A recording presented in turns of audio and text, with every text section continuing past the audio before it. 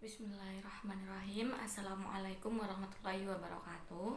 Saya Dinastia Iriani Azahro, NIM E2019-2303, akan menjawab studi kasus tentang pembangunan ekonomi dan sistem sosial di negara Bhutan.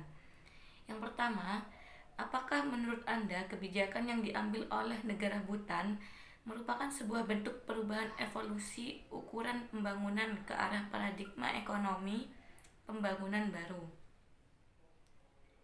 Nah, menurut saya, iya, karena GNH telah menjadi sebuah alternatif indikator keberhasilan pembangunan oleh beberapa negara dan menjadi rujukan dari beberapa ahli ekonomi dan akademisi. GNH yang dicetuskan Raja Jigme Singye tersebut memiliki filosofi pembangunan yang tidak hanya fokus dalam aspek materi dan ekonomi, namun juga fokus di sisi non-materi. Dengan karakteristik tersebut, Bhutan selalu menggunakan GNH sebagai indikator keberhasilan pembangunan mereka.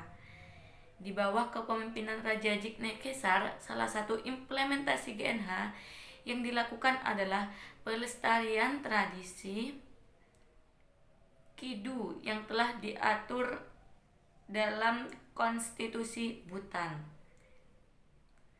Kidu itu sendiri merupakan sebuah tradisi di Bhutan di mana raja memiliki tanggung jawab besar untuk memberikan jaminan pada seluruh rakyatnya.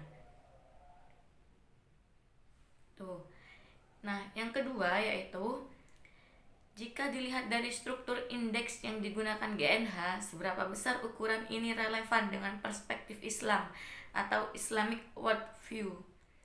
Aspek-aspek apa menurut Anda yang membuat dia relevan atau tidak relevan? Berdasarkan struktur indeks yang digunakan GNH pada studi kasus pertama, menunjukkan bahwa Gross National Happiness atau GNH relevan dengan perspektif Islam atau Islamic Worldview. Terdapat beberapa aspek yang membuat GNH bisa dikatakan relevan dengan perspektif Islam ialah: yang pertama, aspek pemenuhan kebutuhan masyarakat yang Islami, dan yang kedua, aspek pemenuhan motivasi ekonomi masyarakat yang Islami. Nah, yang ketiga, menurut Anda, apa kelemahan dari GNH ini dilihat dari aspek konsep dan pengukuran? Adakah poin-poin yang menurut Anda perlu dikritisi? Jelaskan.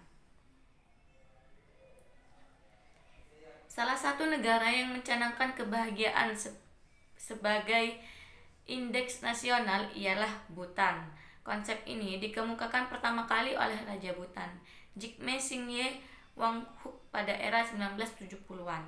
Dalam pandangannya, pembangunan berkelanjutan seharusnya diwujudkan melalui pendekatan holistik dengan memperhitungkan faktor-faktor ekonomi dan non-ekonomi. Di samping itu, kebahagiaan pada hakikatnya lebih dari sekedar inspirasi, melainkan juga prinsip utama bagi pemerintah dalam menentukan kebijakan publik. Secara filosofis, dinyatakan bahwa jika suatu pemerintah tidak mampu menciptakan kebahagiaan bagi warganya, maka tidak ada gunanya pemerintahan tersebut berdiri. Secara konseptual, terdapat 4 pilar yang menjadi fondasi indeks kebahagiaan, yakni: yang pertama, tata kelola pemerintahan yang baik. Yang kedua, pembangunan sosial ekonomi yang berkesinambungan. Yang ketiga, ketahanan dan perlindungan budaya. Yang keempat, ketahanan dan pemeliharaan lingkungan.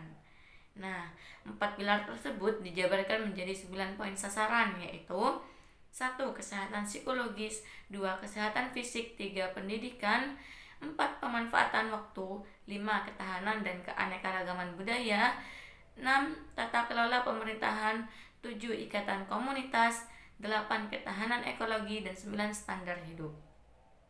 Dari penilaian poin-poin tersebut, ditetapkanlah besaran indeks kebahagiaan secara nasional atau The Gross National Happiness Index. Dalam GNH, indeks terdapat tiga tipe hasil pengukuran, yakni: yang pertama, head count, menunjukkan presentasi warga yang bahagia atau tingkat kebahagiaan warga negara. Nah, yang kedua, intensity, merupakan angka rata-rata warga yang menikmati kebahagiaan. Yang ketiga, GNH total menunjukkan hasil akhir indeks kebahagiaan secara agregat, di mana semakin tinggi angka indeks atau mendekati angka 1 menunjukkan bahwa negara tersebut semakin bahagia.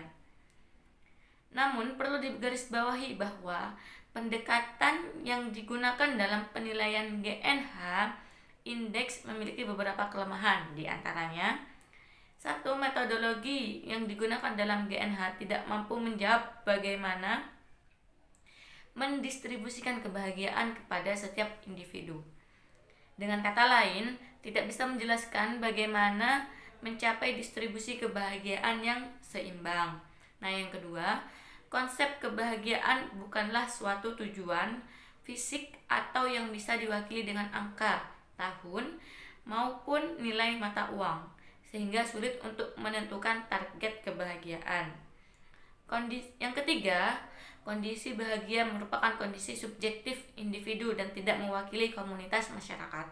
Dengan demikian, tidak bisa diterapkan secara kolektif sebab kebahagiaan seseorang tidak sama dengan kebahagiaan orang lain. Sebagai penutup, munculnya alat ukur kesejahteraan alternatif seperti Gross National Happiness dan Happiness Index menawarkan penilaian yang lebih komprehensif daripada yang sudah ada sebelumnya. Meskipun harus diakui, instrumen tersebut juga memiliki keterbatasan dan mesti dikaji secara mendalam. Mungkin cukup itu saja, semoga dapat dimengerti dengan baik. Sekian dari saya. Wallahul muwaffiq ila aqwamit thoriq. Wassalamualaikum warahmatullahi wabarakatuh.